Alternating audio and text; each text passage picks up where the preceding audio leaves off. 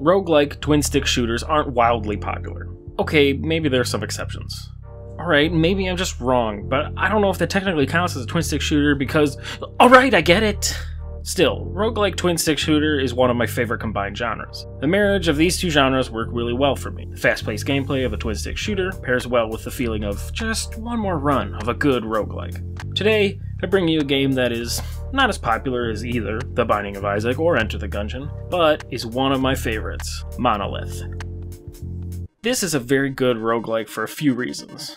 First being how well designed the levels are. Each level is procedurally generated, but each room is handcrafted. This makes it so that no room is wasted, or has superfluous elements. I'm looking at you, Heart and Slash, a game I'm sure to talk about at some point. Each room visually fits into the entire level, and they connect to each other in ways that make sense. This also gives you opportunity to learn the setup for each room, to develop strategies that allow you to get through them. Some rooms might be a breeze, but others might be the death of you. But knowing that you'll see the room again should let you try something new to get through it. This leads to the next reason. Runs in this game are very fast. I'm consistently making it to the 5th boss and it takes me between 20 and 30 minutes. This is great if you only have a short window and want to play a game, or if you just want to have a few runs right in a row. This game takes a bit of practice to get further in, and with the time from start to death being so short, you don't really feel like you wasted all that time while you're trying to improve your skills. The controls are very simple. You move and shoot just like many twin-stick shooters, but you've got a dash move and a bomb to help you get out of a jam. The dash will move you around a room quickly, and the bomb clears all bullets and pushes most enemies away from you. These defensive tools are so useful, considering this game is fairly bullet hell. There'll be a lot of projectiles flying at you throughout most of the game. This is what really requires all the practice, learning bullet patterns and enemy movements. The good thing is you'll end up seeing whatever you're struggling with quite a bit, so you can really learn how to beat them. All these things together make every time you play very fun and satisfying. This is what keeps me going in this game, over and over. Because I don't think I'm very good at it, but the gameplay and design is just done so well. There is more to this game, but even at its most basic, this game is a joy to play. Much like other roguelikes, you collect upgrades throughout each run. These are mostly increases to damage, ammo, and health. You find these when clearing rooms, opening vaults, buying them in shops, finding secrets, and defeating bosses. Most of these are self-explanatory, but increasing your max health comes from either finding an upgrade for specifically that, or collecting 4 hearts on top of your current max, which is a pretty neat system. There are major upgrades that only come once per level, in an upgrade room. These do something major, like increasing your health by 1/3, making shops cheaper, or changing your dash into a teleport. Finally, there are different weapons to find throughout. These are in weapon rooms, shops, or secrets. There are 13 different weapons currently in the game. Some you can find as soon as you play, others you'll need to unlock. They're all interesting, and most of the time you're presented with at least 2 options when getting a new weapon. This is nice because you'll probably end up with some favorites, or some you just don't like. The coolest thing about these weapons, and one of the coolest things in the game, are the keywords. These change the way a weapon works, and are random with each pickup, but you get to see what each of them are before grabbing the weapon. These can do things like make a weapon homing, fire 3 shots at once, freeze enemies, or go through walls, just to name a few. This makes it so even though you've picked up a laser a ton of times, it'll be just a tiny bit different each time. Oh, and I guess the real final thing is that there are a few types of bombs to get. They all pretty much do the same thing, but the fancier ones also do a little extra. Like one shoots lasers when you use it, and another lights things on fire. That's just 2 of them. The only really complaint I have about pickups in this game is how the money works. Enemies drop debris, which is your currency and score. If you are close when they die, it all vacuums to you, but otherwise, it floats away. If you kill all the enemies in the room, any debris around also vacuums to you. But if for any reason you don't kill them all fast enough, some of it just floats away. I earned that cash. Don't let it get away from me. Enter the Gungeon does it right. Every bit of currency that drops is yours, as long as you're still alive. And now that I mentioned that game, I want to say that this game has a similar feature. You can teleport between any room you have already explored.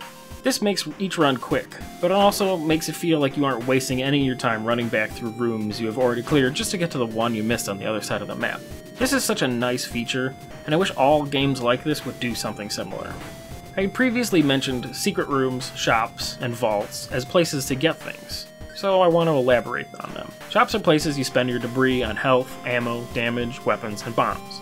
You can also buy a map there, but I feel that's only really necessary when you're struggling to find that secret room. The shops come in a few types: regular with 3 things on sale, big shops with 5 on sale, and a life shop where you can spend your max health on items. There are also gambling rooms where you can roll the dice on an item.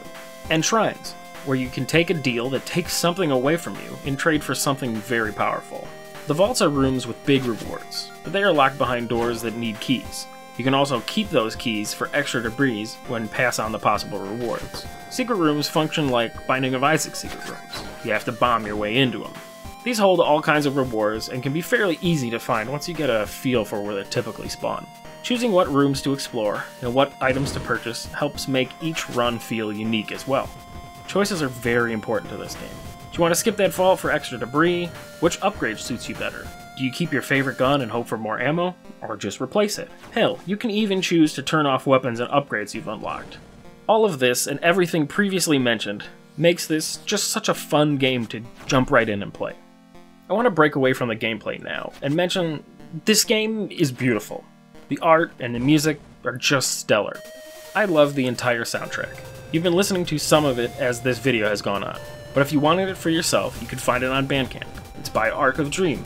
It's linked in the description. Each track is just so nice and well made. I just enjoy listening to it whenever. The art really ties everything together. Enemies and characters are all so cute. Even that little skull that has a bit of metal on it so it kind of looks like a Terminator, it's also cute. Some of the bosses are obviously more serious, both in tone and design, but they don't feel out of place in any way. The tiles all match well in each level, and the extra flourishes like candles or lanterns laying around look great. The backgrounds are so well done and give a nice sense of depth to each room. The backgrounds in a boss room that move do so fluidly and are also well designed. It just looks like they put a lot of effort into the art and made it all fit together so nicely. There are some amazing moments where art and music set the tone perfectly, but I just want to gush about how much I love the pause screen when you're on floor 3 and 4. Towering blues combined with that pulsating art is just so pleasing to me. Just take a look at it.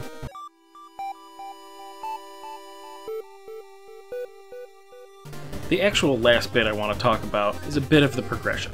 As you get further, your HUD changes. The addition of some furniture and other little bits unlocked for debris or by hitting milestones gives you a good feeling of always moving forward, seeing the changes in the hub. Until you unlock everything, there will always be something just out of reach. But you know, with just a bit of work you can get it. I don't want to detail every little change and unlock and other things, as I hope at this point I've sold you on this game. It will feel really nice to find these things out for yourself. And trust me, you really want to push yourself to beat the game at least once. It's incredibly worth it. So that's Monolith. It is a fantastic roguelike twin-stick shooter. Simple, fast, very fun. I squeeze in a little time with it nearly every day, so I recommend this game to pretty much anyone. Go grab it and see what you've been missing. Okay guys, thanks for watching. I really do appreciate it, and I really want to say thanks for everybody that stuck around while I didn't make a video for a while. My intention overall in the future as well will be to put out these videos around once a month. But this one I had to take a little bit of a break because I had to defend my master's thesis. So that is a successful thing that I did. So it's a big accomplishment for me, so I'm happy about that. So there'll be more videos kind of regularly soon until something other big comes up in my life. Otherwise, thanks again for watching. I want to thank Nuri Mooney Bunny for the art again, and thank the guys that made this game for making a good game. And then I just wanted to put out an announcement or whatever, a request that if you have a game that you think maybe I might be interested in, or you don't think has enough coverage, even though I'm very, very small on YouTube, I would like to take a look at it. So send me something if you think that I've never touched on it, or would like me to. I have plenty of ideas for my own videos, so this isn't a required thing. I just would, find it a little bit helpful. So hopefully you guys will come back and join me for the next video in about a month, if all things go well. And yeah, thanks again for watching. All the typical YouTube stuff, like, comment, subscribe, etc. You can follow me on Twitter and Facebook, and I have a Discord. I didn't plug in this that I should have. You can find all that kind of stuff in the description, and yeah, I'll see you guys next time.